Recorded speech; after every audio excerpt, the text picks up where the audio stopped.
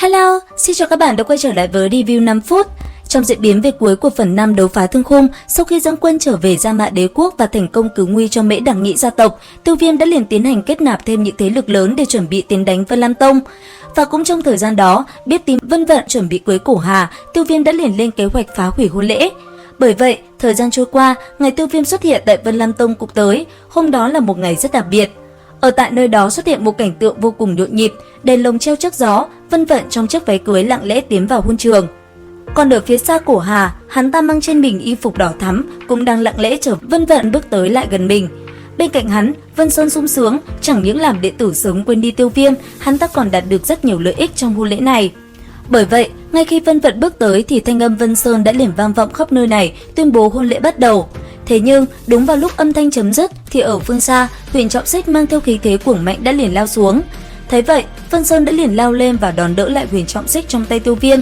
Nhận một đòn này, Vân Sơn cũng liền bị chấn bay ngược về phía sau.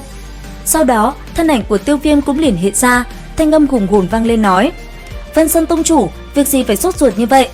Hôm nay, Vân Lam Tông làm chuyện vui hay làm tang lễ cho bản thân ngươi vẫn còn chưa có xác định cơ mà." Ở phía đối diện, nghe thấy những lời Tiêu Viêm vừa thốt ra, Vân Sơn cũng ngay lập tức đáp lại.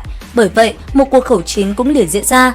Và không chỉ có Vân Sơn, Cổ Hà chứng kiến sự xuất hiện của Tiêu Viêm cũng không vui chút nào. Ngay lập tức, hắn ta liền hướng về phía trước nói: "Tiêu Viêm, hôm nay là ngày đại hỷ của ta, người dẫn người tấn công Vân Lam Tông, ta nghĩ người đã quá kiêu ngạo rồi." Nghe vậy, Tiêu Viêm cũng ngay lập tức thẳng thừng đối đáp với Cổ Hà. Cuối cùng, sau một hồi võ mồm, hai đạo hỏa diễm trên tay hai người cũng liền bắn ra. Trong khoảnh khắc va chạm, kinh khí bắn ra làm Vân Vận bị lảo đảo, chiếc khăn đỏ thắm trên mặt kia cũng rớt xuống, để lộ ra đôi môi đỏ thắm. Lúc này, nhìn thấy Tiêu Viêm, ánh mắt Vân Vận tựa hồ có chút nhòe đi, thật không ngờ tên tiểu tử kia lại quay trở lại vào lúc này. Ở bên cạnh, thấy tâm tình Vân Vận dao động, Cổ Hà càng tức giận hơn, bởi vậy cuộc khẩu chiến càng ngày càng gay cấn. Và rốt cuộc tới cuối cùng, sau một hồi võ mồm, Cổ Hà đã liền phóng người lên, sau đó đứng trước Tiêu Viêm, hắn ta liền muốn chiến một trận. Chính vì thế, một cuộc đổ ước giữa hai người cũng liền diễn ra. Trong cuộc đổ ước này, Tiêu Viêm tự tin trong vòng 10 chiêu, nếu như mình không thể đánh bại Cổ Hà, vậy thì bản thân sẽ lập tức ly khai khỏi nơi này. Và ngược lại, nếu như Tiêu Viêm thắng, Cổ Hà sẽ không được can dự vào chuyện này. Bởi vậy, khi cuộc đổ ước diễn ra, dưới sự đồng thuận của cả hai bên, cuộc chiến đang ngay lập tức được phát động. Cầm Huyền Trọng Xích trong tay, Tiêu Viêm liền chỉ thẳng về phía trước, còn Cổ Hà, hỏa diễm bạo phát, trường kiếm cũng hướng thẳng về phía đối thủ của mình. Sau đó chỉ trong tích tắc, cuộc chiến đã liền diễn ra, có thể nói tốc độ của hai người là nhanh như chớp, thoáng chốc trường kiếm cùng Huyền Trọng Xích đã liên tục va chạm. Bởi vậy, sau một đoạn thời gian ngắn, rốt cuộc Cổ Hà đã đỡ được 8 chiêu, thế nhưng chỉ còn 2 chiêu cuối, đây mới là lúc Tiêu Viêm bạo phát sức mạnh của mình. Chỉ trong thoáng chốc, khi đấu khí vừa bạo phát, thân hình Tiêu Viêm đã biến mất. Sau đó, khi xuất hiện lại, anh ấy đã ở phía sau Cổ Hà. Tiếp theo, một chiêu sư hổ toái kim ngân bộc phát, vang lên tiếng gầm thét, Tiêu Viêm liền khiến Cổ Hà choáng váng. Thế nhưng Cổ Hà rất nhanh đã tỉnh táo lại. Sau đó, một con tử ưng khổng lồ ngưng tụ từ hỏa diễm đã liền phóng về phía Tiêu Viêm công kích. Và đối diện với nó, hỏa diễm bùng nổ, một quyền đánh ra liền cùng tử ưng va chạm. Trong khoảnh khắc đó, khi công kích vừa biến mất, một chiêu cuối cùng của Tiêu Viêm mang theo lực lượng kinh khủng đã liền đánh thẳng vào người Cổ Hà, chấn bay hắn ta xuống mặt đất.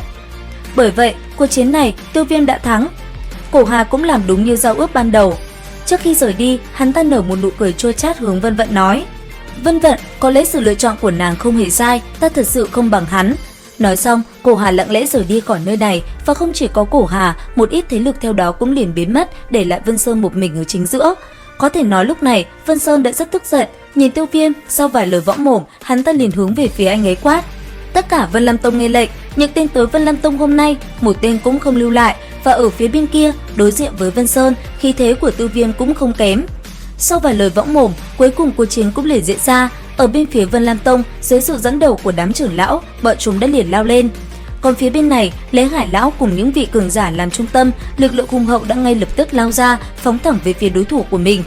Và liệu rằng tiếp theo, diễn biến của cuộc chiến sẽ còn gay cấn như thế nào? Theo dõi kênh để biết thêm chi tiết nha. Video đến đây là hết rồi. Xin chào và hẹn gặp lại!